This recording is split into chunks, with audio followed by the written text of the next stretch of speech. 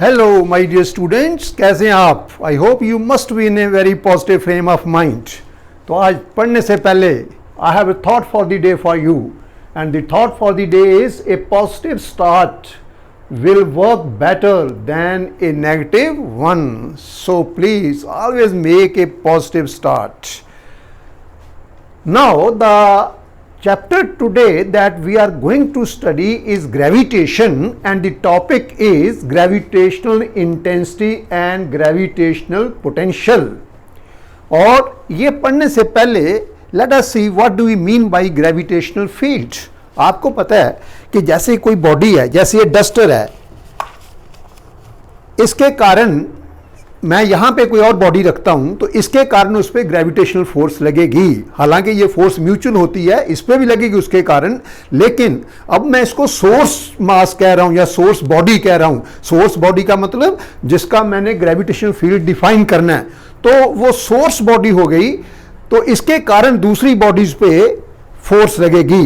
And you know that according to Newton law of gravitation, the gravitational force is inversely proportional to the square of the distance of that point from the given mass, from the centre of the given mass. तो जितना distance ज्यादा होता जाएगा उतनी gravitational force कम होती जाएगी। सो काफी दूर जाके, theoretically speaking at infinite distance, क्योंकि ग्रेविटेशनल फोर्स का फॉर्मूला क्या होता है, F equal to G M M over R square, और ये कब जीरो होगी, जब R कितना होगा, इक्वल टू इन्फिनिटी। तो theoretically speaking force will be zero when R equal to infinity, but in actual practice जब हम किसी बॉडी से काफी दूर चले जाते हैं तो उसके कारण जो दूसरी बॉडीज पे अट्रैक्टिव पुल या अट्रैक्टिव फोर्स लगती है वो खत्म हो जाती है। So let us define gravitational field by keeping this thing in mind which I have told you. Now gravitational field is defined as the region in space around a mass or a material body within which the other bodies can experience gravitational pull due to the given body. So किसी body के चारों तरफ वो reason जिसमें हम उस body के कारण दूसरी बॉडीज पे ग्रेविटेशनल पुल को महसूस कर सकते हैं, यानी कि दूसरी बॉडीज पे ग्रेविटेशनल पुल या ग्रेविटेशनल फोर्स लगती है, उसको कहते हैं ग्रेविटेशनल फील्ड। और जब हम उसके फील्ड से बाहर चले जाएं तो इसका मतलब अब उस पर कोई ग्रेविटेशनल पुल या फोर्स नहीं लग रही। So that is what do we mean by gravitational field. And now I come to gravitational intensity.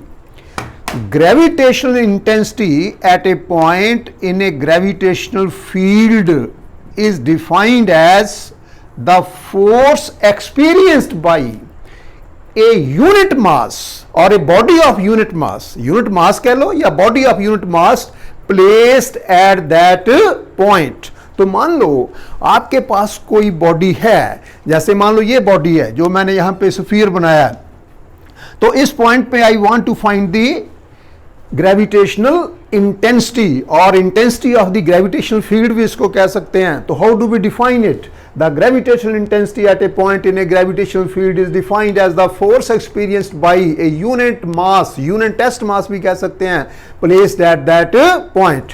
तो अगर मैं यहां पे मास रखूं m0 और उस पर फोर्स लगे कैपिटल F, इसके कारण इस सोर्स बॉडी का, सोर्स बॉडी मतलब जिसका वो ग्रेविटेशनल फील्ड है, जिसके कारण हमने ग्रेविटेशनल इंटेंसिटी निकालनी है। तो मान लो फोर्स लगती है F, तो m0 मास पे फोर्स लगी F, तो फिर यूनिट मास पे कितनी लगी, F divided by m0।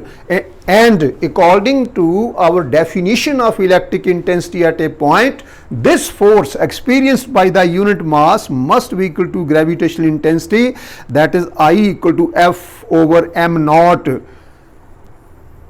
and it is a vector quantity. Its direction is the same as that of force.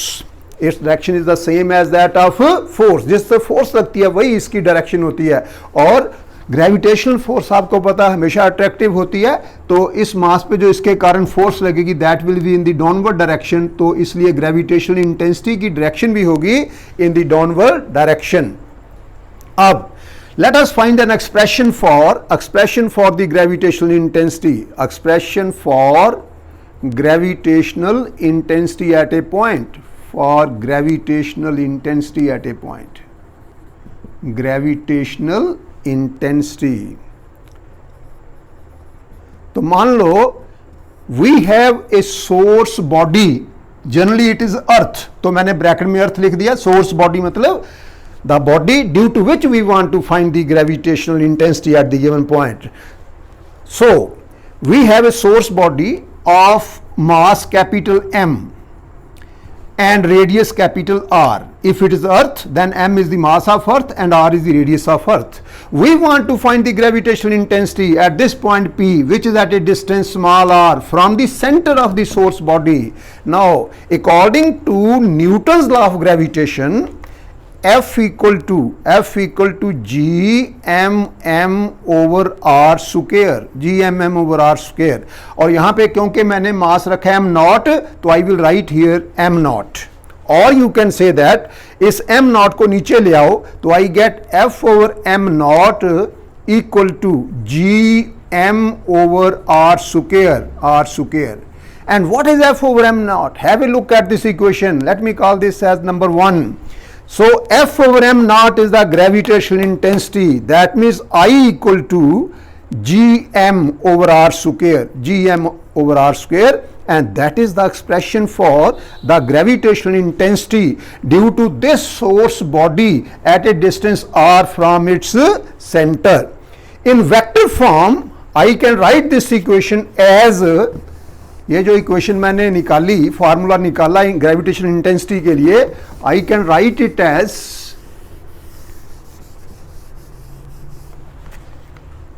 I equal to minus G M over r square into r cap, where r cap is a unit vector in the direction of r. और ये negative sign मैंने क्यों लगाया?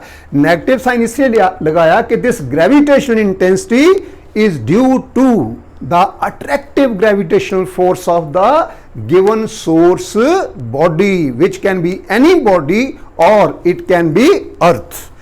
Now this is the expression for gravitational intensity. अब देखिए मैं एक और चीज आपको बताऊं.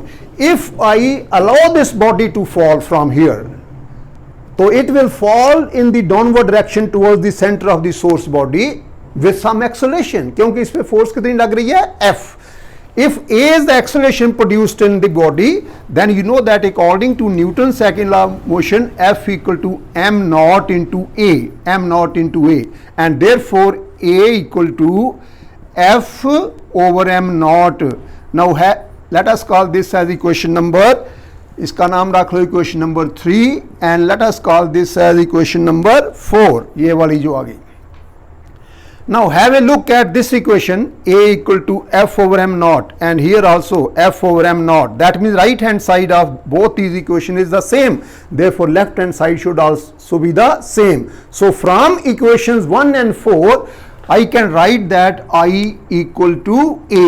That means the gravitational intensity at a point is equal to the acceleration produced in the given body when it is allowed to fall from that point. तो ये चीज आ गई. अब देखिए, अगर ये बॉडी अर्थ है ये वाली, तो हमने पढ़ा था एक्सेलरेशन ड्यू टू ग्रेविटी, और हमने निकाली थी acceleration due to gravity on the surface of the earth, वो आई थी G M over R square. अब देखिए, अगर तो सरफेस ऑफ द अर्थ पे बॉडी है तो एक्सेलरेशन ड्यू टू ग्रेविटी आ गई G M over R square. Now G is universal gravitational constant, M is the mass of the earth, ये तो सेम ही रहने हैं, और capital R this is the distance of the body from the centre of the earth. और अगर body यहां पे हो तो what is the distance of the body from the center of the earth? That is equal to small r. That means ये जो gm over r square है, it is in fact the acceleration due to gravity. कब? When the source body is earth.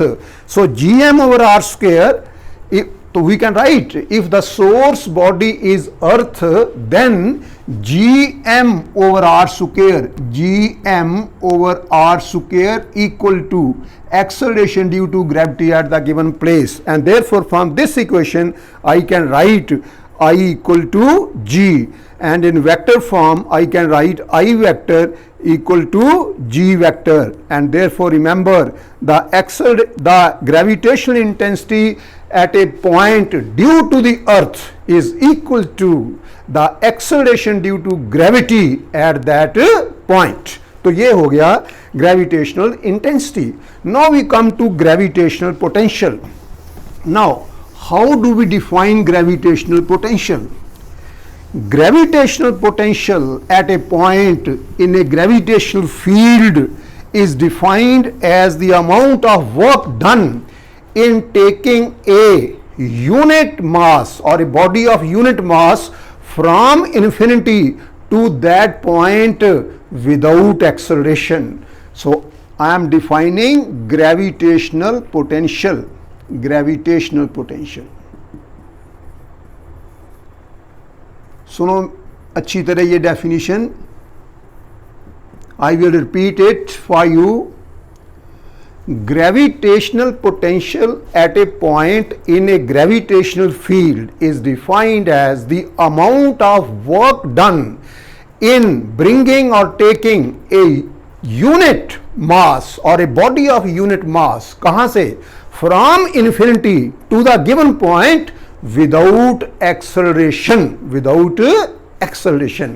and it is a scalar quantity and is denoted by capital V. अब मान लो कि हम एक body जिसका mass m not है उसको infinity से लेके किसी बॉडी के ग्रेविटेशनल फील्ड में लेके आते हैं, तो हमें वर्क करना पड़ता है कैपिटल W. अब m नॉट मास लेके आए तो वर्क करना पड़ा कैपिटल W, तो यूनिट मास लेके आएंगे तो वर्क करना कितना करना पड़ेगा? W divided by m not, और जितना वर्क करना पड़ता है यूनिट मास को लाने के लिए from infinity to the given point, that is called gravitational potential at that point. That means V equal to W divided by m naught. This is the mass of the body which we bring from infinity to the given point without acceleration, and we have to do a work W for doing so. Now let us derive an expression for gravitational potential at a point. और याद रखो इसका significance क्या है? Just as liquids flow from higher level to lower level, charge flows from a point at high potential to a point at lower potential, or from a body at high potential to a body at lower potential till their potential become the same. Similarly, a material body moves from a point at higher potential to a point at lower potential. Now expression for the gravitational potential. Expression for gravitational potential. Gravitational potential.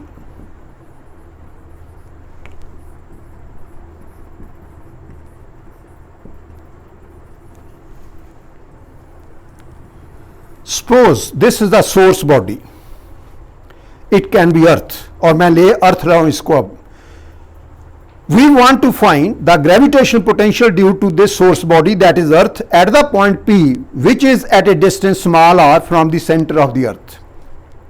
And according to our definition of gravitational potential at a point, gravitational potential at P will be equal to the amount of work done in bringing a unit mass or a body of unit mass from infinity to the point P without any acceleration. तो इसका मतलब हम ये निकाल लें कि unit mass को infinity से लेके P तक लाने में हमें कितना वर्क करना पड़ा, that will be equal to the gravitational potential at this point. तो मान लो हम किसी बॉडी को जिसका मास m नॉट है इन्फिनिटी से लेके इस तरफ आते हैं विदाउट एनी एक्सेलरेशन, और किसी वक्त हम पहुंच जाते हैं eight the point A, and the distance of the point A from the center of the earth is x. Therefore, if F is the gravitational force acting on this body when it is at the point A, then according to Newton's law of gravitation, F equal to gmm over x square. Let us call this as equation number 1. The direction of this force is, क्योंकि ये इसके कारण gravitational force है इस body पे, और आपको पता है कि ग्रेविटेशनल फोर्स हमेशा अट्रैक्टिव होती है. Electrostatic force can be attractive और repulsive depending upon whether the charges are like charges और unlike charges, but gravitational force is always attractive force. तो इसकी डायरेक्शन इस तरफ है.